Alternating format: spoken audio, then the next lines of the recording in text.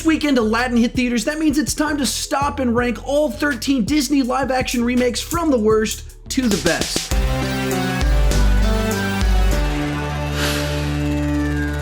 Hi, my name is Sean, and I started this channel because I was driving everyone around me crazy talking about movies way too much. If you can relate, you're probably in the right place, and consider clicking that subscribe button. With that in mind, go ahead and join me down below in the comment section. Share your ranking of the Disney live-action remakes. Which ones do you love? Which ones do you hate? And which ones are kind of in the middle? This is actually a pretty difficult list to compile because some of these are more like live-action sequels or live-action reimaginings. I decided to be pretty broad with my definition of what I included so I could talk about more movies, but it had to be based on an animated original, so no Pete's Dragon. One final thing, a lot of the shirts I wear in my videos, including this one right here, are available in my merch store. You can see that at the link down below in the description. With that said, let's get started. Coming in last place is Alice Through the Looking Glass. This is a bizarre, almost because it's too normal, take on the Lewis Carroll material. The fun, absurdity, and wordplay that you expect from Lewis Carroll is replaced with time travel and daddy issues. Ever wonder why the Red Queen and White Queen don't get along? Or if the Mad Hatter's dad is proud of him? Me neither, but now we have a movie that answers those questions. Of all the things you could do with the Lewis Carroll material, why this? Coming in at number 12 is 102 Dalmatians. This is a very lame sequel to the remake of 101 Dalmatians.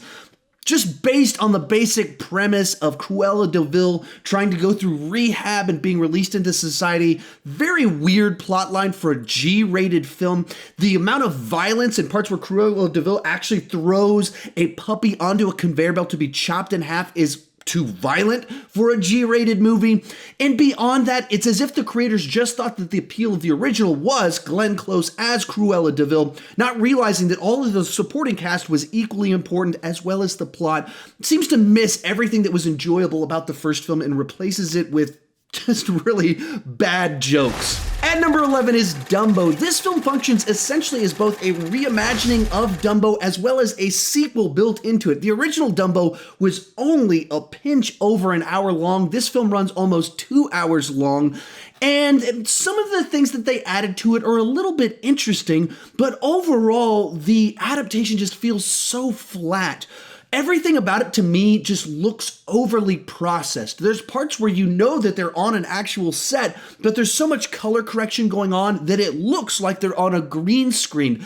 Beyond that, the adult characters are written to be so dumb and clueless that it kind of pulls me out of the movie a little bit, and I never get that sense of magic that you're supposed to get from the story of Dumbo, so I found myself just pretty bored. Bringing us into the top 10 is Alice in Wonderland. On paper, Tim Burton should be perfect to tell us a tale inside of Wonderland, but it just seems like something went off in the creative process. It feels a bit like they took the wacky, quirky writings of Lewis Carroll and just squished them through the blockbuster template. Suddenly, the Mad Hatter is promoted to a lead, most likely because he was played by Johnny Depp, who was box office gold at the time.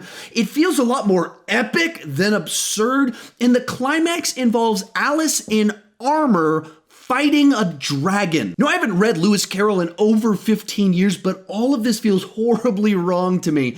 Also, some people have praised the visuals. Rewatching them this year, I don't think they've aged particularly well. Certainly there's some creativity in the mix here, but overall this film was a pretty big disappointment. At number 9 is The Sorcerers Apprentice. The director of National Treasure re-teamed with Nicolas Cage to very loosely adapt one of these sections of Fantasia, and the results aren't nearly as exciting as they should be. The cast here is pretty great. There's some very cool looking visuals, and there's no shortage of quick moving magic battles inside of the film, but when you put all the pieces together, it just doesn't make much of an impact on you. It's the type of film where it's difficult to exactly pinpoint what's not quite working, but like in the film, there's this running gag about old man shoes that they keep running it as if they think it's really funny, but the joke never really lands.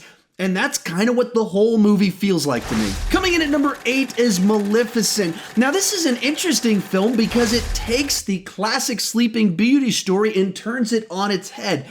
Jolie is great in the lead role. It's one of those ones where it's hard to imagine anyone being better at playing the Maleficent character. And I really do appreciate the fact that they took a story and looked at it from this whole new perspective. And there's always some fun in the novelty of doing that.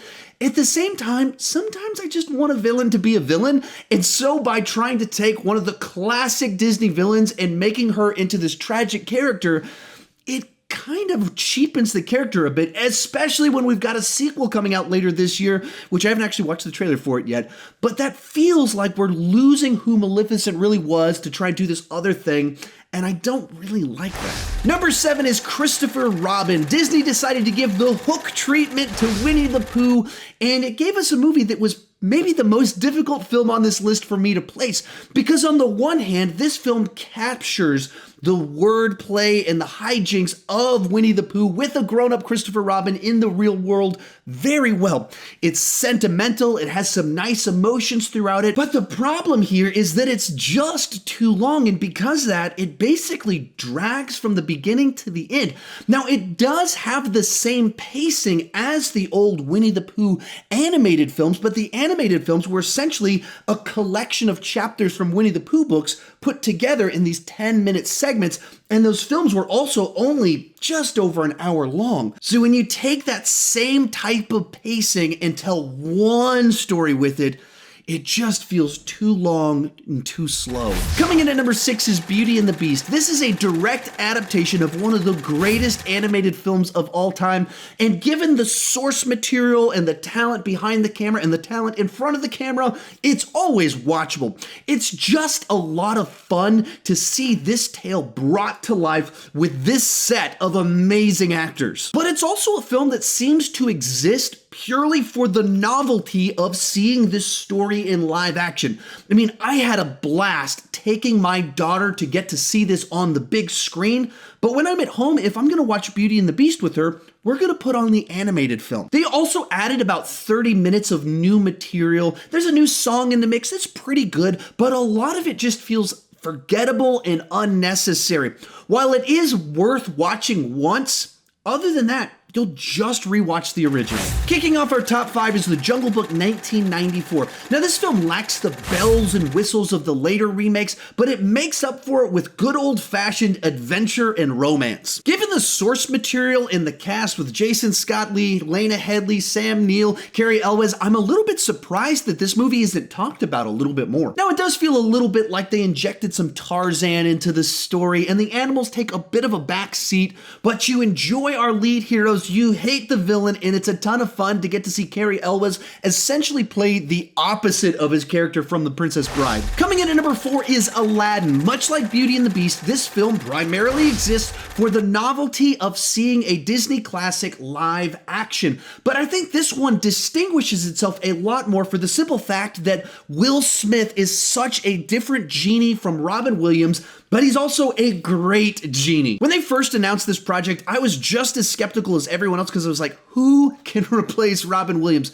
But then they announced Will Smith, and I thought to myself, yeah, that's the best person to do this because he has all the energy and charisma of Robin Williams, but in a totally different way. And that's really what elevates this movie and makes it interesting. Likewise, some of the tweaks here and there, I think were actual improvements, especially involving the framing device for the story. Now, I don't want to go too far praising this film too much, as at the end of the day, I'm probably just going to rewatch the animated film, but they really did do the best that they could if you're going to do a project like this. Real quick before I give you my top 3, remember to share your ranking down below in the comment section. We're going to disagree, and that's awesome that we can have different perspectives on these films. Also, after this video, if you've enjoyed this video, check out this video up above of my ranking of the Disney Renaissance films. Those are the films from the 90s, The Little Mermaid, Beauty and the Beast, Aladdin, Lion King, all that fun stuff. You can see my take on those films up there. Coming in third place is 101 Dalmatians. This is an unashamedly campy take on the source material, and that's what makes it work. There's no shortage of slapstick humor and cute animals. But it all works. And the reason it all works is because they've got a great set of actors having fun with the material. Of course, you've got Glenn Close hamming it up as Cruella de Vil, but you've also got Jeff Daniels having a lot of fun as our lead male character. And then you've got Hugh Laurie as one of the goons getting beat up in the second half of the film. It's cheap entertainment, but it is absolutely entertaining. Our runner-up is The Jungle Book 2016. Jon Favreau's remake of The Jungle Book is an absolute technological masterpiece. It is astounding what they were able to pull off with this film. Now, our lead character is a human boy, but he was running around on a green screen and everything around him is created with CGI. The most photorealistic, astonishing CGI that you have ever seen. You absolutely believe that this boy is off in a jungle somewhere. Now, the story here is very straightforward, and they use that to their advantage to have lots of these adventures that are visceral and action-packed and dynamic as you go through it. Likewise, all the little details matter that are set up in the first half of the film because they pay off in the second half. Not because it's complex, but because everything that does happen matters. This is an adventure film done right. The special effects are fantastic, the action is exciting, and it delivers the experience that it promises. But coming in first place is Cinderella. This is an elegant and sophisticated adaptation and extension of the Disney classic. Where some of the other films on this list felt like they only existed for the novelty of existing, this film felt like it made sense and it was material that lent itself well to being adapted to the big screen. Given Kenneth Branagh's background, he felt like the perfect person to bring this type of story that would give it the bravado and gravitas that you expect it to have, while keeping the small senses of humor and little romantic moments as well. Along the way, it fleshes out some of the smaller details of the story, the human emotion side, so it actually kind of packs a bit of an emotional punch as you go through it, even though you've seen the story before. This feels like a Disney adaptation done right. They picked material that made sense to be adapted, got the right group of people to do it, and just treated it with respect. Therefore, it comes in at number 1. Remember to check out that video right over there of my ranking of the Disney Renaissance films. Thank you so much for watching, and keep talking movies too much.